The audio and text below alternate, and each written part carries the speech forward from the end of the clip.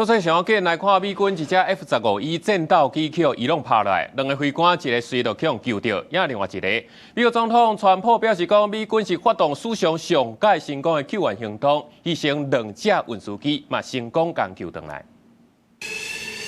美軍一隻 F-15E 戰機甲 A-10攻擊機車衫去互伊朗的軍隊拍落來，有3個飛官彈射逃生，其中2個飛官成功救到了後，另外一個下落不明的 F-15E 飛官也已經佇初時暗時成功獲救到。美國總統川普初5時陣發文證實講，已經救到佇伊朗空中互拍落來 F-15E 戰機飛官。佮講美軍佇這幾點鐘內成功執行有史以來上浩大的搜救任務。因為這個飛官是一個真受尊敬的上校，即馬平安無代志。美國表示講，佇搜救的過程當中，因為無法度順利起飛，被迫毀掉2隻運輸機。也毋過，伊朗革命衛隊初5時陣，煞講佇美國搜救的行動期間，伊朗佮透過電子戰，甲4隻美國的軍機拍落來，佮敲死美軍已經落入戰爭的藍地。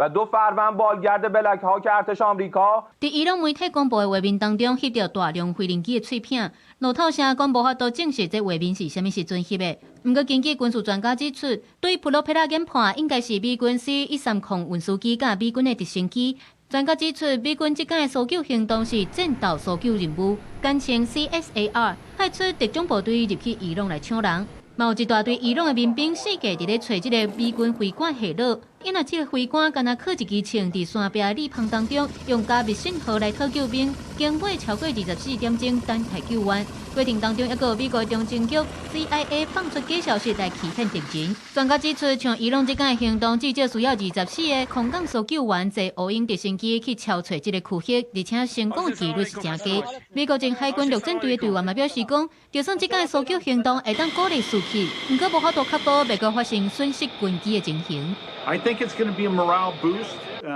but then again, those military operations are going to be ongoing. So